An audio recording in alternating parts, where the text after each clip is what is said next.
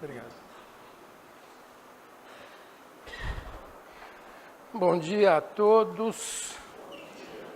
Que Jesus, nosso excelso Mestre, e seus prepostos, seus mensageiros, nos possam abençoar nesta manhã, emprestando-nos a força, a disposição, a resignação, a fé diante dos problemas, percalços que nos afligem. E não há na terra quem não os experimentem. Que nossos benfeitores nos animem todos os nossos bons propósitos, porque não faltam para nós exemplos em todas as circunstâncias de pessoas, de seres que sofrem mais do que nós. Enquanto nos restar um resquício de fé, de esperança, nós ainda temos motivos para resignação. Nestes dias tumultuados, a gente não se cansa de ver pessoas com dramas inomináveis. Eu me lembro, por exemplo, de uma foto estampada na primeira página da Folha de São Paulo, acho que anteontem, na qual aparecem alguns garotinhos numa residência, no que se poderia chamar de residência lá na Síria, os garotinhos dentro de casa, semi-destruída, em pranto, os garotos com os pais, em prantos, porque ouviam o barulho, o som de aviões que passavam pelos céus. Barulho de avião, para eles, era sinônimo de desastre, de bomba, de morte, de ferimento. E diante de sofrimentos como este e outros tantos que nós conhecemos e campeiam, inclusive no nosso país, nós pedimos aos nossos benfeitores que nos emprestem, que nos fortaleçam os sentimentos para que não nos falte resignação e força.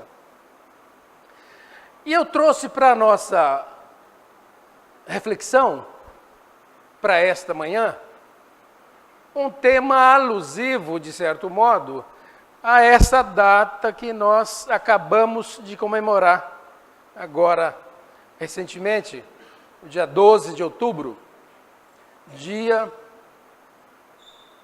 consagrado à criança. E o Espiritismo, sobretudo por ser uma doutrina reencarnacionista,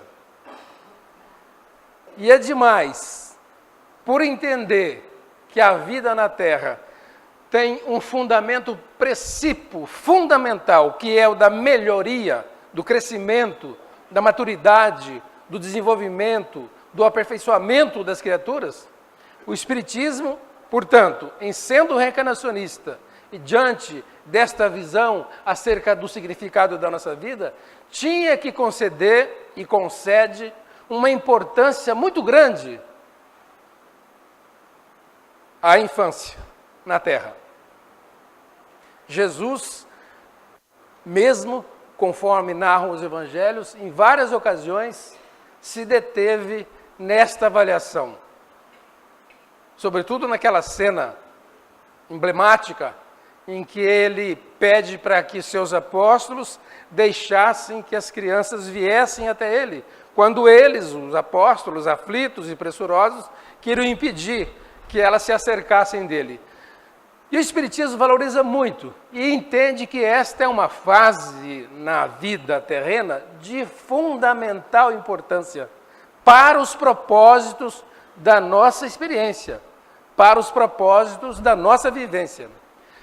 Kardec entende isso tão profundamente que foi capaz de dedicar um capítulo em especial à infância, no Livro dos Espíritos.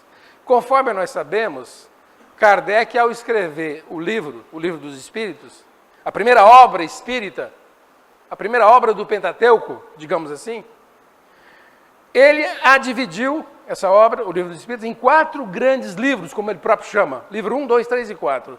No livro 1, ele se detém na análise das causas primárias, da criação do universo, dos aspectos físicos do mundo que nos cerca e mesmo do mundo no qual vivemos. No livro 2, ele fala do mundo espiritual, que é o livro que nós vamos buscar para tratar do assunto da infância. Livro 2, que ele chama de o mundo espiritual ou o mundo dos espíritos. No livro 3, ele fala das chamadas grandes leis morais e as aborda uma a uma, as 12 grandes leis que na visão espírita contemplam, abarcam a razão e o significado de nossas vidas nesse périplo terreno. E por fim, no quarto livro, ele fala do item que ele denomina esperanças e consolações. No livro 2, em particular, ele trata desse item, da infância. O capítulo se chama Retorno à Vida Corporal, ou seja, a reencarnação, a volta do espírito de lá para cá, retorno à vida do corpo. E nesse item ele aborda a questão da infância. Ele dedica cerca de 7, 8 questões, para esse item, da 379 até a questão 385. Para nós não nos alongarmos em demasia, nós vamos escolher algumas dessas questões e os irmãos e amigos e pessoas que aqui estão e estejam interessados em aprofundar o tema, podem começar por esse item, por esse capítulo de Kardec, que é mais extenso, naturalmente, mais profundo, obviamente, do que nós vamos abordar aqui, e depois com outras obras complementares. A doutrina espírita é farta. Ela traz uma grande profusão, uma grande quantidade de livros abordando a questão da infância na Terra. A primeira pergunta que nós vamos abordar é esta aí. Uma pergunta interessante, né? Aliás, as perguntas de Kardec são interessantes. Sueli Caldas Schubert, nessa mesa, desta mesa, numa das suas últimas visitas a Rio Preto, fez uma colocação que eu confesso nunca havia me detido a respeito dela. Ela dizia que Kardec, além de tudo, e não por acaso, foi preparado para isso, era um grande sábio perguntador. Parece uma coisa óbvia, mas os professores aqui presentes, nós que já militamos, pelo menos há mais tempo, nesse métier, nesse grande desiderato que é a educação, sabemos que o bom professor, acima de tudo, além de saber ensinar, tem que saber perguntar. É por meio de perguntas adredemente pensadas, preparadas, que a gente saca, que a gente extrai a dúvida dos educandos, ou que os estimula a eles próprios se indagarem, se perguntarem. E Kardec foi um pedagogo, estudioso e cientista, como ela disse, como ela asseverou, sábio no tocante à elaboração das perguntas. Quem conhece o Livro dos Espíritos, em particular, sabe disso. Quem não conhece, pode se deter nessa leitura e ver como é que ele era um sujeito perquiridor, destes que sabem fustigar as questões para buscar as minúcias das respostas. E ele pergunta, o espírito que anima o corpo de uma criança é tão desenvolvido como o de um adulto? Normalmente, as pessoas perguntariam, o espírito de uma criança não é uma boa pergunta, né? Não é uma boa forma, não é um bom método, uma boa maneira. O espírito de uma criança, não é bem assim. Kardec é bastante lúcido e claro. O espírito que se reencarnou e, portanto, que anima o corpinho de um recém-nascido, de uma criança, de um garotinho, o espírito que anima esse corpo e que mais adiante, logo mais cedo ou mais tarde, vai abandonar esse corpo, mas o espírito que anima o corpo de uma criança é tão desenvolvido quanto um adulto, como, por exemplo, de seus pais? E os espíritos, com a clareza peculiar do Livro dos Espíritos, respondem, pode ser que sim, pode ser que não. pode ser mais evoluído, mais desenvolvido, mais preparado, mais experiente, se viveu mais, se progrediu mais. E mesmo nessas circunstâncias, mesmo sendo um espírito que progrediu mais, mais vivido, mais experiente, por meio do rol das encarnações, ainda assim ele pode não mostrar esta possível superioridade no tocante ao desenvolvimento com relação aos adultos. A gente, ao ver uma criança, imagina que ele não seja tão desenvolvido quanto são os adultos. Mas Kardec diz, pode ser que seja. E quando isso não se torna aparente, e via de regra, e geralmente não é aparente isso, é porque, diz Kardec, dizem os espíritos de Kardec, os órgãos do espírito, do corpo, os órgãos do corpo que o espírito anima, ocupa, ainda imperfeitos, ainda não completos, ainda não desenvolvidos, não permitem que o espírito se manifeste na sua plenitude. Quantas crianças são muito, mas muito mais desenvolvidas nos diversos campos de interesse humano do que os próprios pais. Não obstante, não parece. Nessa infância, nessa primeira idade, nos primeiros anos. Conta, muitas vezes, deste aspecto lembrado pelos espíritos. Os órgãos da criança, ainda imperfeitos, não lhes permitem aos espíritos essa demonstração, essa perspicácia, essa desenvoltura, esse conhecimento. Não obstante, nós sempre vamos fazer essa ressalva. Às vezes, por circunstâncias muito bem definidas e a critério do mérito dos envolvidos e dos espíritos reguladores dessa questão, muitas vezes, isso acontece ainda na infância. Isso acontece ainda na primeira infância. De repente, crianças com 5, 6, 7, 8, 9, 10 anos mostram-se mais experientes, mais desenvolvidos, mais sábios do que os próprios pais. Depende do mérito, das circunstâncias, da necessidade dos espíritos envolvidos. São tantos os nuances, são tantas as nuances, são tantas circunstâncias que envolvem isso que a gente não pode assegurar se o espírito é ou não mais desenvolvido. Mas que pode, pode. A necessidade é que vai ditar essa questão. E é um mundo mesmo do qual nós conhecemos muito pouco, né? Os desígnios de Deus, insondáveis que são desconhecidos por nós. Muitos dos presentes vão se lembrar, devem ter visto, e se não viram, vão ver, porque é uma cena que ganhou o mundo. Anteontem, num país europeu, os médicos operaram 2 crianças siamesas, grudadas pela cabeça. Que cena, meu Deus! As crianças têm 13 meses de vida, 1 ano e 1 mês de vida. Nasceram gêmeas e com os cérebros, com as cabeças grudadas. Um corpinho para cá, um corpinho para cá. Cabeça enorme grudadas. E os médicos, anteontem e ontem, fizeram uma cirurgia que durou quase 20 horas, depois de outras cirurgias anteriores, para separar de vez as 2 criaturinhas. E aparece a foto no jornal, uma deitadinha num leito, a outra deitadinha no outro leito, com as cabeças enfaixadas. Quem é que pode dar uma explicação plausível para um evento dessa natureza? Por que, meu Deus do céu? Por quê?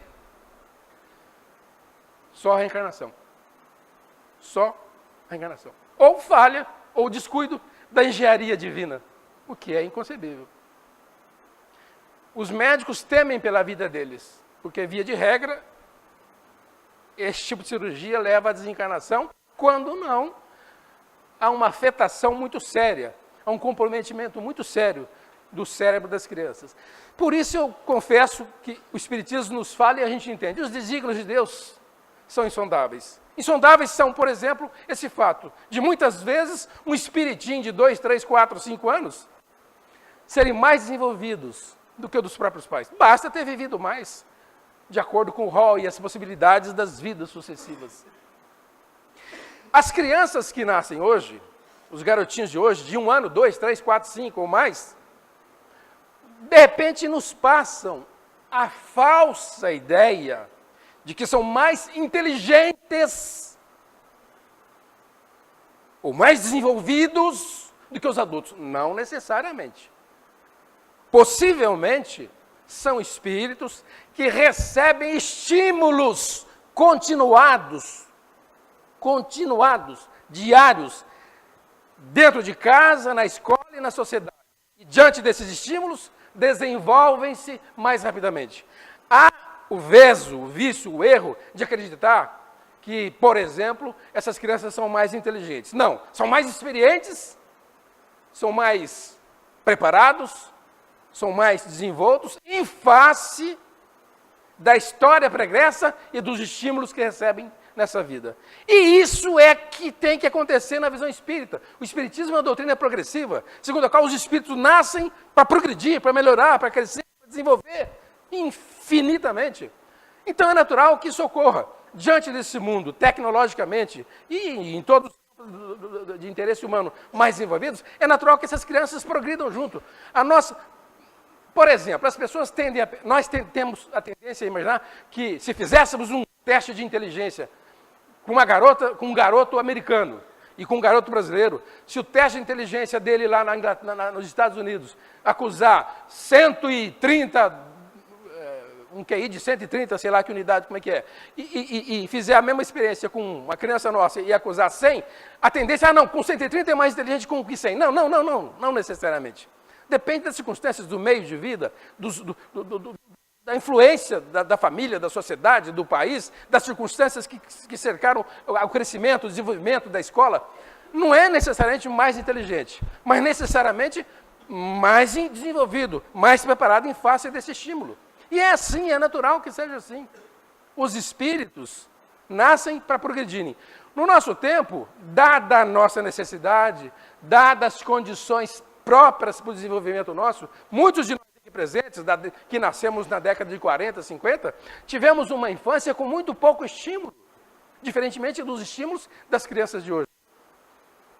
Eu e muitos daqui somos do tempo em que brincávamos, cujos brinquedos, meninos ou meninas, eram rudimentares, quando comparados com os brinquedos que as crianças têm hoje. Você vê uma criança com um ano, com 12 meses, pegar uma revista e passar o dedinho na revista como se aquilo fosse um tablet, esperando que a revista se desenvolvesse.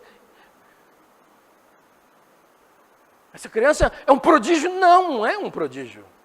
Ela está sendo estimulada como nós não fomos. E é assim que tem que ser, e vamos progredir. E nós também, ao nosso turno, em vidas futuras, vamos receber os mesmos estímulos. Quiçá até com mais facilidades, sobretudo os mais velhos, em face da diversidade das circunstâncias do aprendizado pelo qual passamos. Então é possível que as crianças, dizem os espíritos de Kardec, sejam mais desenvolvidos do que os adultos. Depende da vida que teve e, claro, das circunstâncias que molduram a experiência deles na Terra, da família, do lar, da escola, da sociedade. Eu estava ontem no cabeleireiro, anteontem no cabeleireiro, e veio uma garotinha que é neta dele. Cada um de nós podia contar o caso de um neto nosso. Falo neto porque é por causa da idade, né? Mas a netinha dele veio, menininha, ela tinha mal andava, estava com o celular da mãe na mão, ela mal andava, e veio até ele, interrompeu o corte, e disse, vovô, a internet caiu. Um ano e pouco. Porque ela tentava acionar lá um aplicativo, e ele não abria. E ele falou, deixa o vovô ver. Não caiu não, é porque você tal. Ah, tá, ela voltou. Eu sei de uma história, tida como verdadeira, de um amigo nosso da área de informática, que certo dia, explicando para a netinha dele, que no tempo dele, que era o meu tempo, e que é o tempo de alguns aqui, como o do Arif, por exemplo, em que não existiam, nós mal e mal tínhamos TV. Mal e mal. Eu, como sou da Internacional Macabal e Andeara, as TVs exigiam, a Rosalina também, exigiam umas antenas penduradas numas tacas de bambu, que ia lá para 20 metros de altura, para a gente então conseguir as imagens que vinham de São Paulo, porque não tínhamos as antenas repetidoras. Era uma loucura a TV. Rádio ainda funcionava. Telefone, ainda estávamos nos rudimentos dos primeiros aparelhos. E ele estava contando para a netinha. E falava para ela, filha, ele dizia, esse amigo nosso, da Unicamp. Ele dizia, filha, e tem mais. computador viria a aparecer praticamente quando você nasceu. Nos anos... Computador acessível, computador portátil. Até porque o primeiro computador apareceu faz tempo. O primeiro computador pesava mais de 1000 quilos e custava R$1 milhão. Foi ele utilizado por um jogo de xadrez de um russo. Mas, enfim, nos anos 90 começaram a aparecer os computadores pessoais, ou mesmo os de mesa. E ela falou assim, vovô, na sua infância não tinha computador? Não tinha computador. Ela botou as mãozinhas nas cadeiras e falou assim para ele, mas vovô, como é que vocês então acessavam a internet?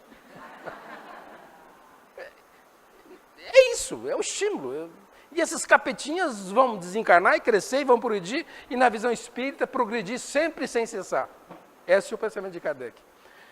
Então não é de nós nos estranharmos quando a gente perceber crianças muito mais desenvolvidas do que os próprios pais. Eu poderia aqui me deter e narrar na área que eu, por obrigação, conheço um pouco mais, da matemática, mas podíamos buscar a área das ciências, em modo geral, das artes. Crianças com 4 ou 5 anos eram uns monstros de sabedoria. São exceções, porque, via de regra, em face da limitação, em face das dificuldades, em face da imperfeição dos órgãos, elas não se manifestam. Mas, por exemplo, podia citar o caso de um matemático que foi Pascal, Blaise Pascal, um dos grandes vultos da história da humanidade, desencarnou novo. Pascal, aos 4 anos, foi surpreendido pelos pais com um pedaço de carvão no alpendre da casa dele, desenhando os primeiros teoremas de Euclides, escritos 3.000 anos antes. Com 4 anos de idade, Mozart, embora os pais fossem músicos, e talvez isso tenha ajudado, começava a compor as suas primeiras músicas, as mais sérias, com um pouco mais de 4 anos. São exceções. E que deixam bem evidente que os filhos podem ser mais envolvidos, mais experientes, mais experimentados do que os próprios pais. É possível, portanto. Bem, Kardec então faz uma pergunta natural, em sequência. Bem, se é assim, uma criancinha, um espírito de uma criança, o espírito que anima o corpo de uma criança, em tenra idade, como é que ele pensa? Como é que se dá o raciocínio? Como é que é o processo de elaboração mental desses bichinhos de 3, 4, 5, 6 anos? Eles pensam como crianças ou pensam como adultos? Pensam como criança que são ou como adultos que foram?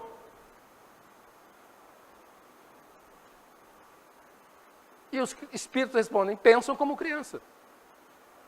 Salvo ou ressalvada as exceções às quais eu me referi há pouco, as crianças pensam como crianças. Uma das provas mais evidentes disso é que as crianças, quando sonham, têm sonho de crianças, ressalvadas as exceções. E Kardec tem a seguinte justificativa para isso. Os órgãos, o cérebro, os órgãos da inteligência, não devidamente desenvolvidos, não completos, não permitem à criança toda a intuição que tivera em vidas pretéritas. O órgão não permite que isso extravase. E tem mais, dizem os espíritos. O processo de reencarnação, dizem eles a Kardec, exige uma espécie de obnibulação, de confusão mental. O processo de mergulho na carne, quando o espírito se reencarna, ele fica meio que imerso numa confusão mental para facilitar esse processo e a fim de que o véu do esquecimento lhe permita o sucesso da existência, para que venha o conhecimento em estado latente, mas num nível de confusão mental, embora essa confusão, essa perturbação desapareça com o tempo. A perturbação que acompanha a nossa reencarnação, disseram os espíritos, vai nos acompanhar por longo processo. Não desaparece de um dia para o outro. Não desaparece no berço. E vai se dissipando essa confusão, essa perturbação, vai se dissipando com o desenvolvimento dos órgãos. Esse processo de perturbação, os espíritos falam muito nele, tanto no momento de reencarnar, quanto no momento de desencarnar. São processos de proteção ao espírito, para que ele não fique desvairado, louco, desequilibrado. Então há essa bênção do esquecimento. Eu tive uma experiência única na minha vida que me fez compreender como é que é esse processo. Eu falei, mas como é que pode ser esse processo de perturbação, de eu não me dar conta? Eu estou me reencarnando e eu não me dou conta. Como é que é esse processo? Eu morava numa república quando fazia o curso de matemática, e os caras que moravam comigo eram uns capetas. Eu chegava muito de madrugada na república, aula. Embora fizesse o curso de matemática, eu já dava aula no ensino médio. Então eu chegava em casa muito tarde, na república. E me levantava muito de manhã. Chegava às vezes 3, 4 horas da madrugada. E levantava às 6h30. Então você levantava sempre meio zonzão. E numa noite eu cheguei, me deitei. Quando, de repente, eu tinha, na minha república nós tínhamos aquela caminha de chão, caminha de campanha, né? Baixinha. Eu acordei numa situação que eu não compreendia o que acontecia. Eu acordei, vi ao meu redor fogo, labaredas. Fogo crepitando, e atrás das labaredas, umas pessoas gritando, como índios, em torno de uma fogueira, e gritando, e dando risada, e gargalhadas, e eu, meu Deus, eu podia ser desencarnado, eu vim colocar 3 estentes agora, depois de velho, mas né, eu fiquei, o que está acontecendo? Eu perdi, eu não sabia onde eu estava, o que acontecia, quem eram aquelas pessoas, por que aquele fogo? Miseráveis fizeram essa brincadeira, pegaram os jornais velhos, deixaram eles bem fofos, puseram fogo, e me chamaram. É uma confusão mental. Meu Deus, eu estava na posse, eu um adulto na posse da minha experiência, do meu conhecimento, mas eu não me dava conta, não me dei conta onde é que estava. Eu imagino que o processo de esquecimento, que nos permite mergulhar na carne, seja parecido. E de repente a gente nasce, pula do útero da mãe e recomeça essa fase miraculosa de uma nova vida e uma nova experiência. Mas nesse processo, via de regra, até certa idade, não necessariamente isso acontece, porque há exceções, de uma certa idade, o espírito começa então a retomar, a recuperar, a entrar na herança que ele traz de vidas pregressas. Então, via de regra, os espíritos pensam como crianças. O grande escritor Pedro Bloch, já desencarnado há muito tempo, um pediatra famoso, escreveu vários livros. Num dos seus livros, ele conta que a criancinha, o garotinho veio do catecismo, e a mãe perguntou o que ele aprendera. Ele disse, mãe, hoje a professora no catecismo nosso falou sobre o perdão. E a mãe, olha que interessante, falou ele. Pregava o perdão? Falou, mas falou. Ela falou, por exemplo, sobre a questão das ofensas? Falou, mãe. O garotinho tinha uns 6 anos. Ela falou, por exemplo, para vocês, que Jesus recomendava que se fôssemos ofendidos numa face, deveríamos oferecer a outra? Falou, mãe. Então, filho, é o que eu falo, quando você brigar com o seu irmãozinho, se ele te ofender numa face, você oferece a outra. Esse é o ensinamento cristão. Ele se voltou para a mãe e falou assim, mãe, e Jesus fazia isso? Fazia. Ele falou assim, mãe, só vendo. É o pensamento de criança. É um processo que vai amadurecer com o tempo. E às vezes não amadurece. Kardec em seguida pergunta acerca do processo de despertamento lá do outro lado. Quando uma criança desencarna, o espírito será que retoma de imediato, de pronto, o seu vigor primitivo, o estágio primitivo de desencarnar? E aí surge novamente a questão da perturbação espiritual, um processo mais ou menos longo, que prepara o espírito para que readquira o seu estado natural lá na vida espiritual. Eles respondem a Kardec, não! Com a morte, a criança não retoma imediatamente o seu vigor primitivo, de adulto que fora. Só readquire sua lucidez primitiva após completado o seu desligamento do corpo. Esse desligamento que origina um processo de confusão mental e que se estende, às vezes, conforme André Luiz fala, por séculos, não obstante não seja natural, normal são tempos bem mais breves, às vezes ínfimos, sem confusão, sem processo, às vezes, desligamento pode ser imediato. Eu já narrei aqui casos da mãe de Jesus, Maria, quando Jesus foi recebê-la. Me lembro de ter narrado aqui o caso de Caibar Schutel.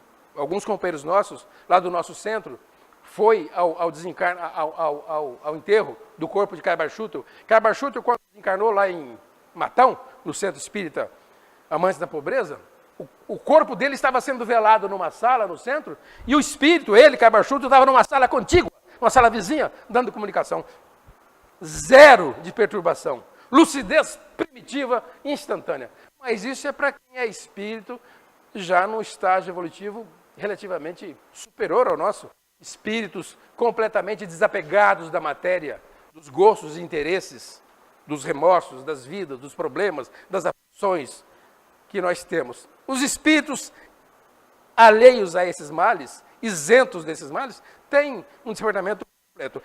Uma criança pode, portanto, em desencarnando, readquirir o seu vigor primitivo, mas é raro. Os adultos também.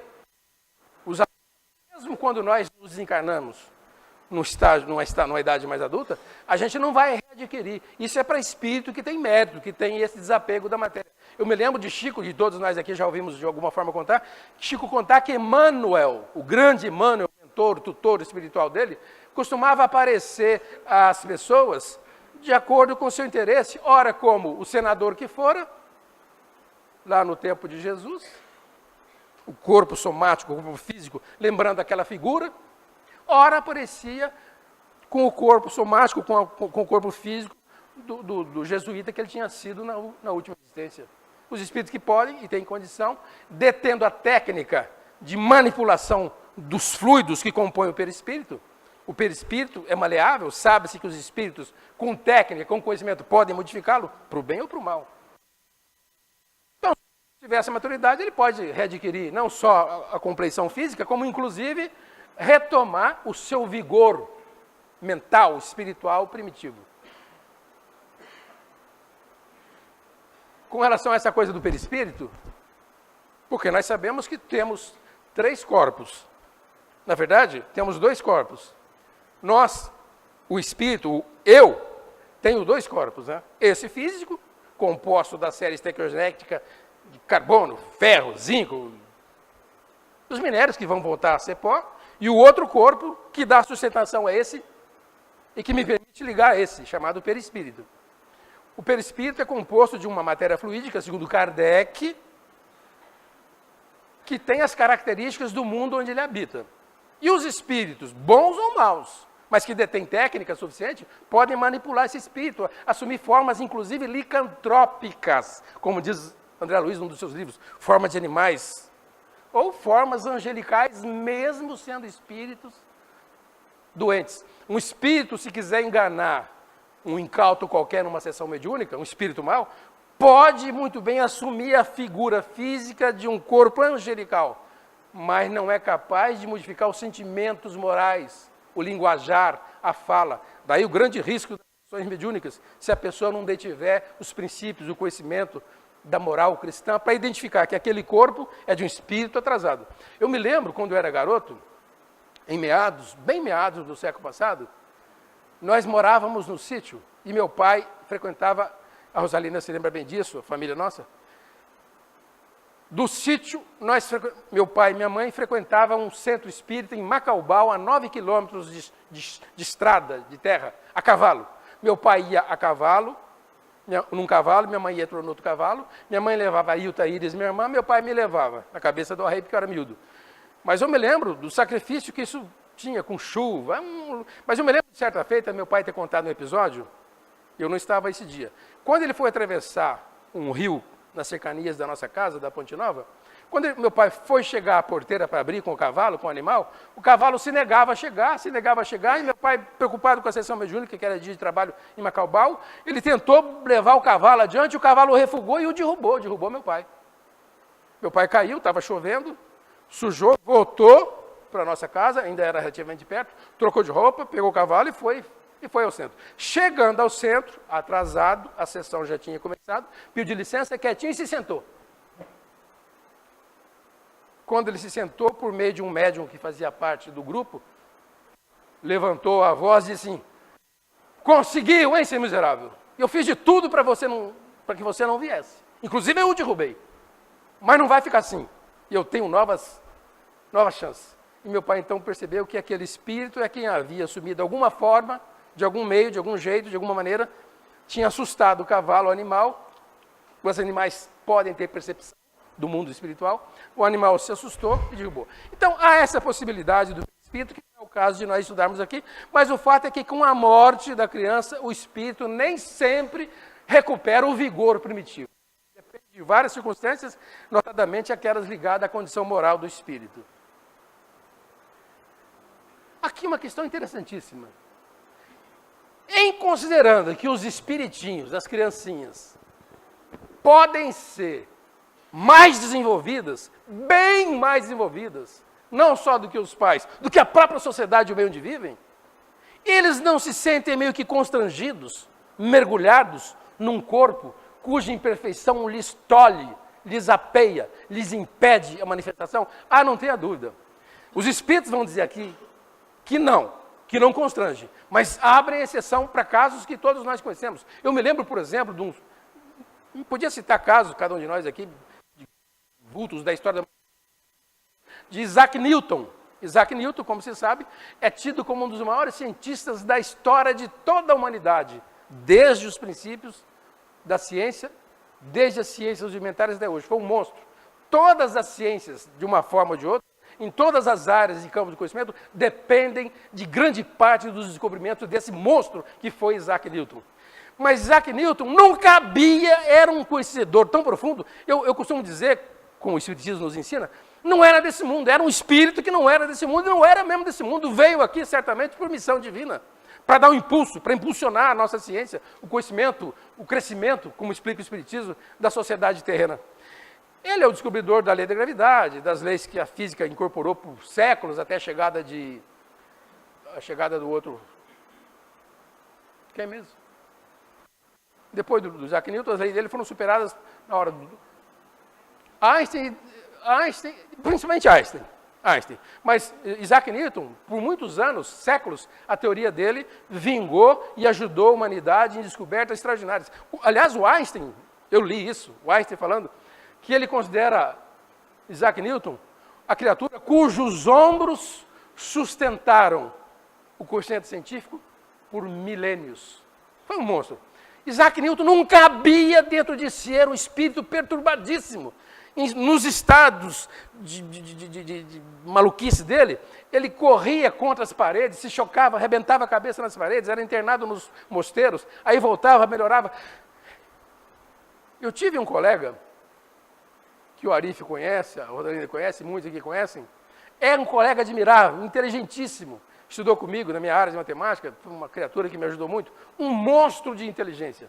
Ele é tão inteligente que, não obstante não sendo espírita, ele disse que quando ele era criança, aqui na Internacional Guapiaçu, molequinho, ele subia nas árvores e a mãe dizia: filho do céu, desça, porque se você cair, você morre.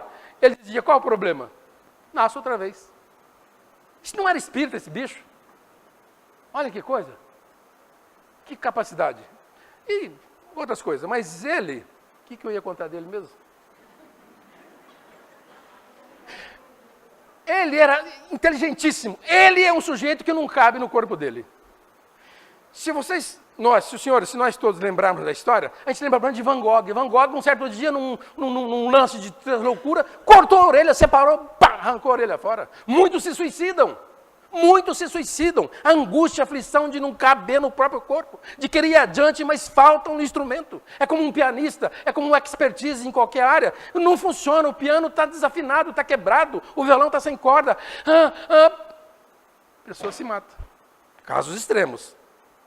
Mas esse meu amigo, tem uma cena que eu não costumo contar, porque as pessoas podem pensar que ele falou com arrogância. E ele não é arrogante. Com toda essa sabedoria, é um jeito humilde.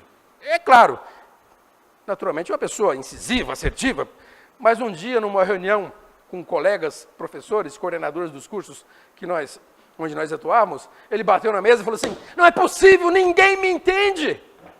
Ele tinha razão. Está muito à frente, décadas à frente de nós que estamos ali ao seu redor.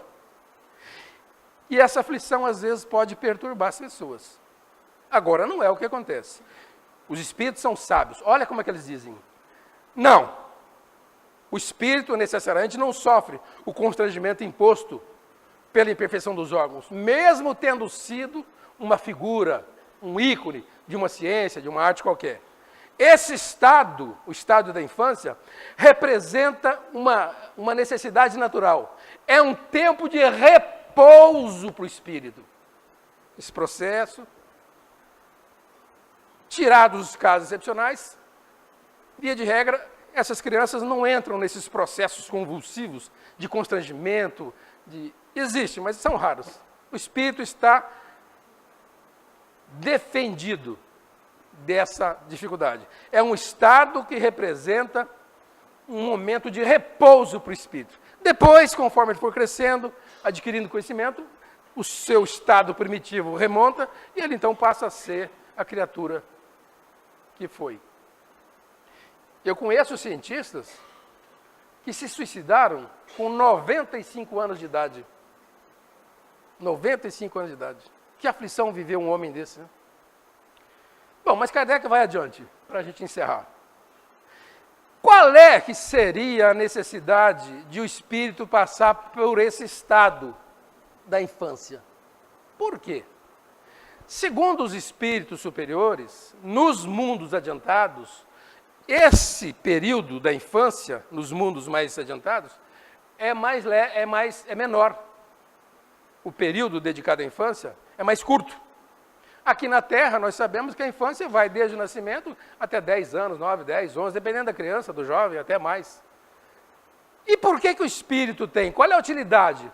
Se a gente olhar para o mundo animal, não tem isso. Outro dia eu estava vendo, e já comentamos isso, né? Num zoológico, uma girafa dando à luz uma girafinha. O bicho caiu lá daquela altura, bam, no chão, e já sai balangando as perninhas. O verbo balangar é bom, né? Já sai balangando as perninhas, e sai em pé e andando. E já começa a comer, já parece que tem vida adulta. Parece que grande parte dos animais estão isentos desse tempo longo. São mais curtos, são mais breves. No mundo animal é um tempo mais curto, no nosso não. No nosso, quando a gente nasce, se a mãe ou o pai, se não cuidar, a gente morre. A míngua, de fome, aos gritos. E às vezes morre até com 10 anos, não toma jeito.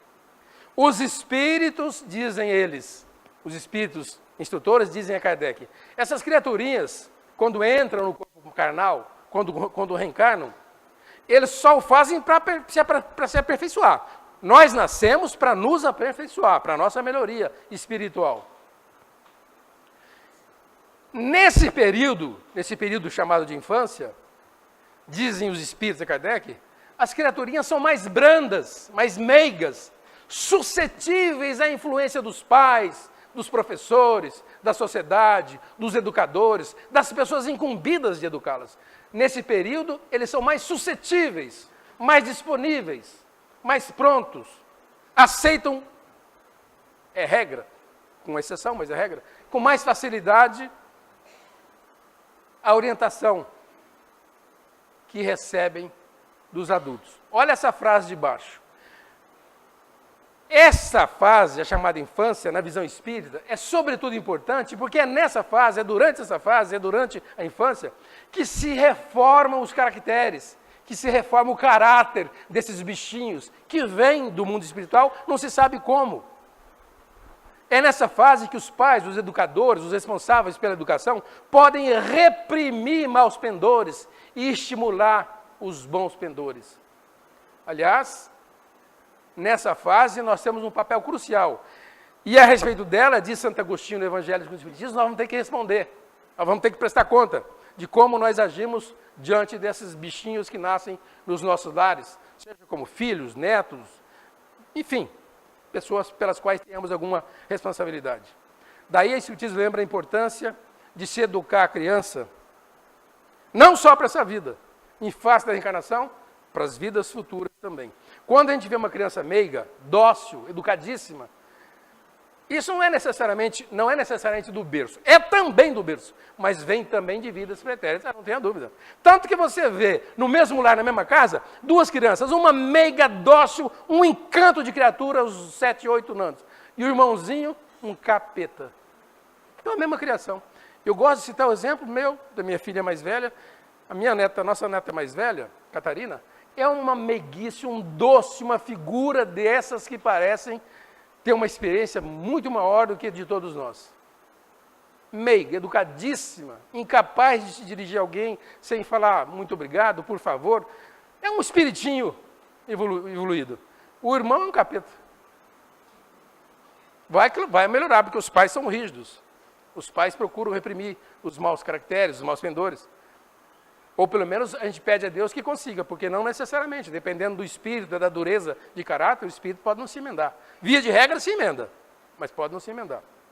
Então, os espíritos dizem que esse estado de infância é sobretudo importante, porque nesse período eles são mais suscetíveis. Aceitam com maior facilidade os conselhos, as impressões, a experiência dos responsáveis. E aqui, para eu parar, embora existam mais perguntas, Kardec chega a fazer essa pergunta aqui: por que a primeira manifestação da criança é de choro? A criança nasce, o pai aflito lá fora, escuta a criança chorar, opa, nasceu. E os espíritos respondem: em tudo está a sabedoria divina. Quando a criança nasce, o choro, nestes tempos nossos, tem o sentido de estimular o interesse da mãe. Tem o interesse, é a oportunidade para despertar o interesse da mãe para os cuidados necessários, diferentemente dos animais, né? Se fossem as manifestações desses bichinhos todas de alegria, as pessoas, os pais, pouco se inquietariam com as suas necessidades. Qualquer desconforto, o recém-nascido chora.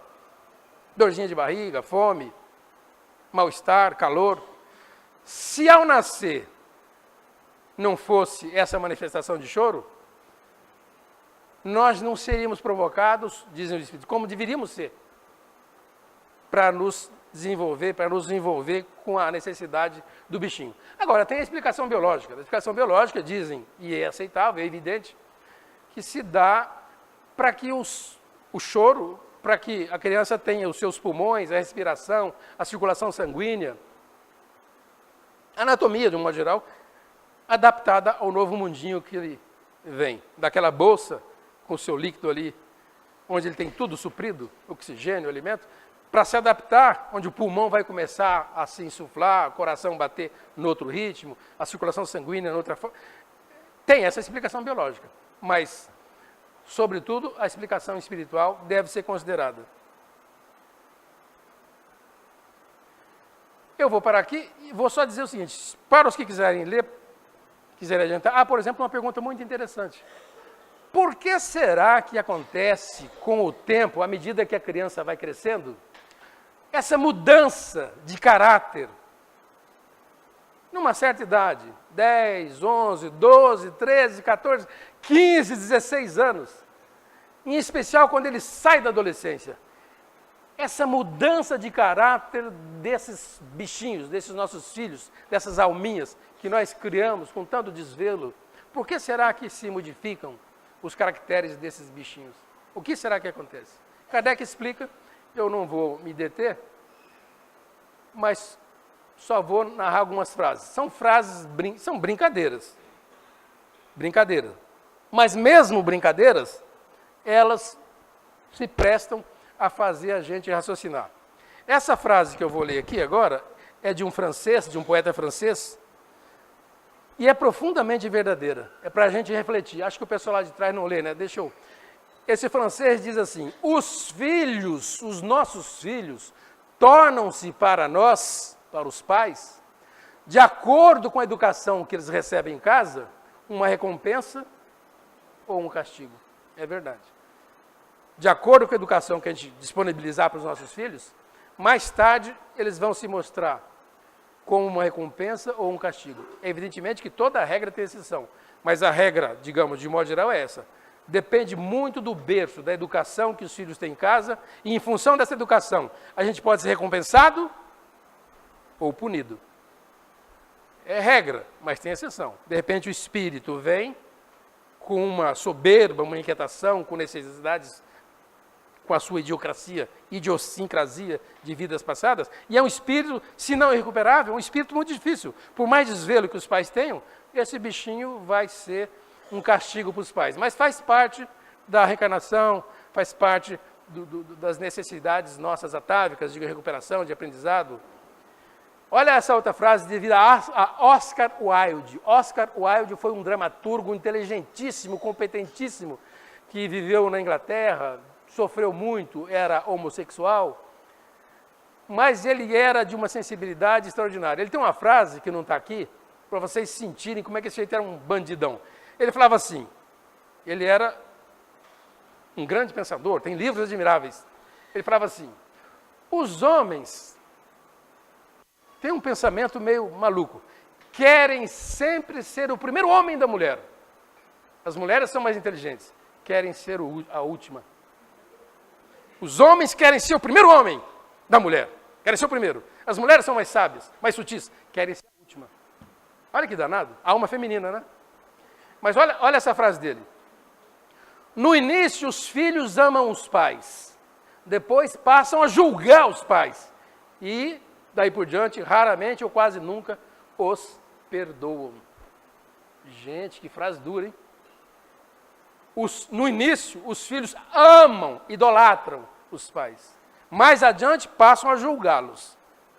E um pouco mais para frente, nessas ocasiões, costumam não perdoar os pais. Verdade ou não, é frase para a gente refletir. Possivelmente muito dura, mas é frase para a gente refletir. Essa aqui é extraordinária. É uma brincadeira do grande Milor Fernandes, do cômico.